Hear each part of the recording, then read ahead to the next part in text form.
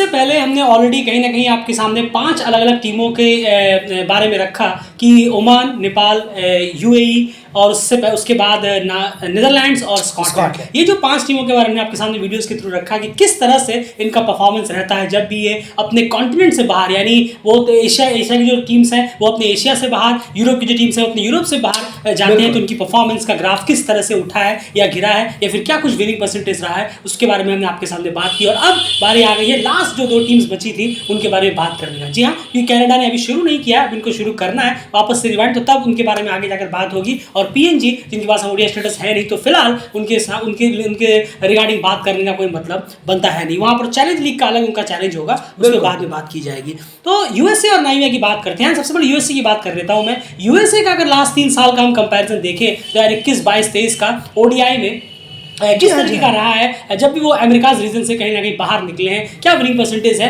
क्या कुछ देखने को मिला है? नहीं, ज़रूर देखिए, अगर 2021 की बात करें तो 6 गेम्स खेले ओडीआई के अमेरिका से बाहर, 3 में उन्हें जीत मिली, 50% का उनका विनिंग परसेंटेज था। 2022 में 11 मैचेस खेले, 5 में उन्हें जीत मिली, 45% उनका विनिंग परसेंटेज था। 2023 में यूएसए ने 11 ओडीआई घर से बाहर खेले, अमेरिका से बाहर खेले, और उस 11 में से 4 में सिर्फ उन्हें जीत मिली और 36% उनका विनिंग परसेंटेज था। तो ओवरऑल अगर आप देखेंगे तो पिछले 3 सालों में 28 मैचेस खेले, जिसमें कि 12 में उन्हें जीत मिली अपने कॉन्टिनेंट से बाहर, और 43% उनका विनिंग परसेंटेज रहा ओडीआई। बिल्कुल, तो ये कहीं ना कहीं हाल है यूएसए का ओडीआई में। चलिए अब जानते हैं टी20आई में, फिर बात करेंगे ओवरऑल। टी20आई की अगर हम याद करें यहाँ पर तो यार यूएसए ने इन 3 सालों में 2021, 22, 23 की अगर हम बात करें तो कितने टी20आई अपने अमेरिका रीजन से बाहर खेले हैं और क्या कुछ रिजल्ट रहा है, ओवरऑल विनिंग परसेंटेज क्या है? बिल्कुल, 2021 में टीम ने 2 मैचेस खेले, 1 में उन्हें जीत मिली। टी20आई अपने अमेरिका से बाहर 50% का विनिंग परसेंटेज रहा। 2022 में 5 टी20आई खेले अपने कॉन्टिनेंट से बाहर, जिसमें कि 2 में जीत मिली और 40% विनिंग परसेंटेज रहा। 2023 में कुछ भी नहीं खेला, ना घर में ना घर से बाहर, कुछ भी नहीं। तो टोटल 7 मैचेस टीम ने खेले अपने कॉन्टिनेंट से बाहर, और जिसमें कि 3 टी20आई में उन्हें जीत मिली और 43% उनका विनिंग परसेंटेज रहा। बिल्कुल, 2021 की बात करें तो आयरलैंड वर्सेस यूएसए 2 मैच की सीरीज आपको याद होगा, ये वही मैच है। 2022 में ग्लोबल क्वालिफायर बी या ए, मेरे ख्याल से बी था, तो जो हुआ था जिम्बाब्वे में शायद, वो उसकी हम बात कर रहे हैं, तो वहां पर 2 मैचेस जीते थे, तो ये इनका विनिंग परसेंटेज है। तो डेफिनेटली टी20आई में ये सेटिस्फैक्टरी बिल्कुल हम यहाँ पर नहीं कहेंगे। जब अमेरिका, माफ कीजिएगा, 2021 में जो मैंने आयरलैंड और उसकी बात की, नहीं वो घर में है, ये कोई और सीरीज है। चलिए, लेकिन है जरूर, हाँ ये तो है जरूर घर से बाहर। खैर, ये हम बात कर रहे हैं यहाँ पर। तो टी20आई में ये विनिंग परसेंटेज है इनका 43% की अगर बात करें। लेकिन ओडीआई की तरफ मैं वापस जाना चाहूंगा एंड यूएसए के, तो वहां पर भी इनका जो परसेंटेज है वो 43% ही है, जो बिल्कुल भी सेटिस्फैक्टरी नहीं है। जी हाँ, अब यूएई ओमान से बेहतर जरूर है, नेपाल से बेहतर जरूर है, लेकिन फिर भी हम सेटिस्फैक्टरी इसलिए नहीं कहेंगे क्योंकि जैसे आपने इससे पहले कहा था कि कम से कम 50% हो तो हम सेटिस्फैक्टरी कह सकते हैं, 60 करीब हो तो गुड कह सकते हैं, और फिर 65-70 हो तो एक्सीलेंट कैटेगरी में आएगा, जो कि स्कॉटलैंड का अभी तक हमें देखने को मिला है 73%। लेकिन एक बात मैं यहाँ जरूर बोलना चाहूंगा, आपको नहीं लगता है कि एसोसिएट टू एसोसिएट ये बात है? अभी नीदरलैंड की बात हम नहीं कर रहे, उन्होंने अपने से कई गुना हाई लेवल का क्रिकेट खेला था, अब वो भी एसोसिएट में आ गए हैं, तो उनका भी देखना होगा। ऐसा नहीं लगता है कि 43%, अब हम देखें तो शायद हमें ओमान से या यूएई से हमें बेहतर यहाँ नजर आए ये रिजल्ट, क्योंकि नेपाल से तो ऑफकोर्स है ही बेहतर, लेकिन इस चीज को नहीं भूलना चाहिए कि ये एसोसिएट टू एसोसिएट का, ये आपने यार बिल्कुल सही कहा, इसमें कोई दरार नहीं। यूएई, ओमान और नेपाल के लिए भी एसोसिएट टू एसोसिएट का मामला था, और स्कॉटलैंड के लिए भी एसोसिएट का मामला था, यूएसए के लिए भी अब ये एसोसिएट का मामला है। जब हम उनको ये कह सकते हैं कि उनका खराब है या अच्छा है, तो ये 43% तो कई गुना अच्छा है यूएई, ओमान और नेपाल के मुकाबले। जी हाँ, बिल्कुल सही कहा आपने, क्योंकि अगर ओमान, यूएई, नेपाल के मुकाबले आप कंपेयर करेंगे तो डेफिनेटली ये काफी बेहतर है, हमें कंपेयर करना ही उनसे। बिल्कुल सही कहा आपने, क्योंकि एस्टेट वर्सेस एस्टेट, बिल्कुल आपको भी अजीब लग रहा होगा ये नंबर बहुत बेहतरीन है अब जो हमारे सामने आए हैं, एज कंपेयर करें अगर हम यूएई, ओमान और नेपाल का, और ऑफ कोर्स हम यहाँ क्रिकेट ऑस्ट्रेलिया से कंपेयर नहीं करेंगे, यूएसए का, हम नीदरलैंड से कंपेयर करेंगे, स्कॉटलैंड से कंपेयर करेंगे, लेकिन नीदरलैंड ने कुछ और क्रिकेट खेला था 4 साल में कि उनको हटाइए, बाकी टीमों से जरूर बेहतर है यहाँ यूएसए, और अगर हम नंबर्स की बात, बिल्कुल सही कहा आपने, ये कोई दौरान नहीं है, क्योंकि यूएई, ओमान और नेपाल से अगर आप कंपेयर करेंगे तो डेफिनेटली 43% उनसे काफी बेहतर है, नेपाल से तो बहुत ही आगे है। और उसकी बात करें अगर यूएई और ओमान से भी आगे जरूर वो निकलते हैं। तो ये फैक्ट है, क्योंकि एशियड वर्सेस एशियड की जब बात हो रही है तो यूएसए को भी पीएनजी, नामीबिया, स्कॉटलैंड सबके साथ खेलने का मौका मिला था। ओमान और यूएस टीमों को भी, नेपाल, इन लोगों को भी इन सब टीमों के साथ खेलने का मौका मिला था। तो अवे में डेफिनेटली यूएसए का इन 3 टीमों से तो बेहतरी जरूर है। चलिए अब चलते हैं नामीबिया की तरफ, जानते हैं कि नामीबिया का क्या हाल है इस कॉन्टेक्स्ट में।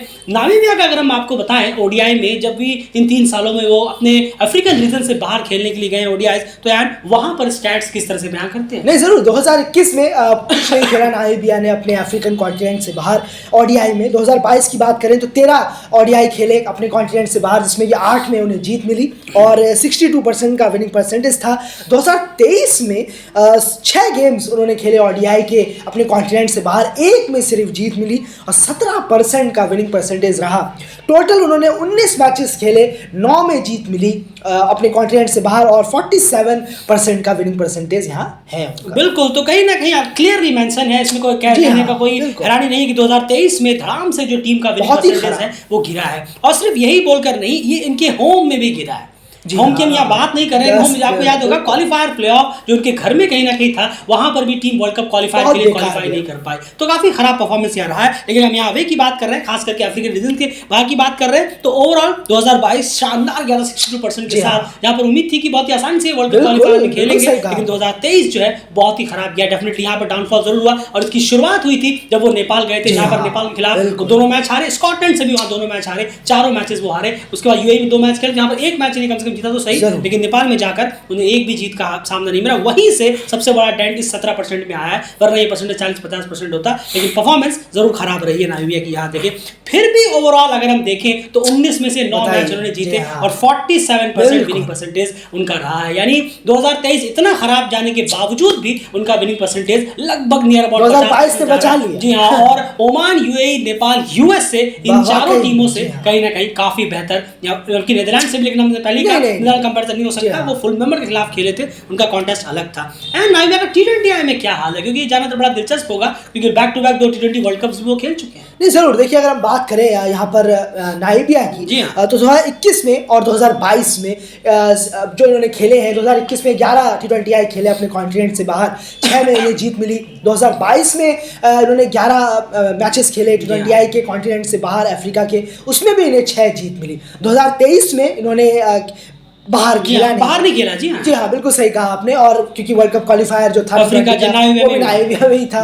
ओवरऑल 22 मैचेस इन्होंने खेले पिछले 3 सालों में T20 के अपने कॉन्टिनेंट से बाहर, जिसमें कि 12 में जीत मिली और 54% विनिंग परसेंटेज यहाँ पर उनका रहा। बिल्कुल, बहुत बेहतर, बहुत ही शानदार। और जिम्बाब्वे वर्सेस नामीबिया जो सीरीज हुई थी वो भी नामीबिया में हुई थी इस बार, और जो जिम्बाब्वे में जाकर हुई थी वो पिछले साल 2022 में यहाँ पर हुई थी, वही हमने इंक्लूड किया है, जो 11 में 6 जीत आप देख रहे हैं। और भी कुछ T20 उन्होंने खेले थे T20 वर्ल्ड कप को मिलाकर। 54% विनिंग परसेंटेज रहा है और 47% ओडीआई में रहा है, जो कि काफी बैलेंस्ड है। 47 ओडीआई में है, और in compare to other teams की बात करें, लेकिन यहाँ पर डेफिनेटली 60% करीब हो सकता था नामीबिया का। स्कॉटलैंड के बाद दूसरी टीम होती जो 60 के करीब जाती, लेकिन 2023 में उनका जो परफॉर्मेंस रहा है, खासकर जो नेपाल वो गए थे अपने दिन से बाहर, तो वहाँ पर चारों के चारों मैचेस हारे हैं, कम से कम 2 मैच भी वहाँ जीते, तो ये डेफिनेटली 55 से 60% पहुंच जाता। लेकिन ओवरऑल ये था सब के सब 7 टीमों का हाल। अगर आपने पहले की टीमों को मिस आउट किया तो एक बार जाकर जरूर सुनेंगे। इस तरह के जो वीडियोस होते हैं ये आपको कहीं ना कहीं बहुत सारी इन्फॉर्मेशन और प्रोवाइड कराते हैं। एशियन क्रिकेट से रिलेटेड वो एनालिसिस हो, मैच प्रीव्यू, ये सब चीजें चलती रहती हैं, रिकॉर्ड सब चलते रहते हैं। सब तो कोई आज किसी ने रिकॉर्ड बनाया, कल किसी ने तोड़ दिया, लेकिन ये होती है वो बेसिक डिटेल जो बताती हैं कि आपकी टीम बाहर किस तरह से परफॉर्मेंस कर रही है, या लगे जब बाहर जा रहे हैं तो कैसे परफॉर्मेंस हो रही है, बड़े प्लेटफॉर्म कैसी परफॉर्मेंस हो रही है। ये सब चीजें डेलीगेट आपके सामने लगातार रखता रहता है। चैनल को सब्सक्राइब कर बने जरूर रहिए। और बाकी 5 टीमों का अगर आपको देखना है तो हमारे रिसेंट वीडियो चेक करिए, जाकर वहां पर आपको ये वीडियो जरूर मिलेगी। रिकमेंड करेंगे हम कि आप इन वीडियोस को जरूर सुनें, बहुत ही कंटेंटफुल वीडियोस। बाय।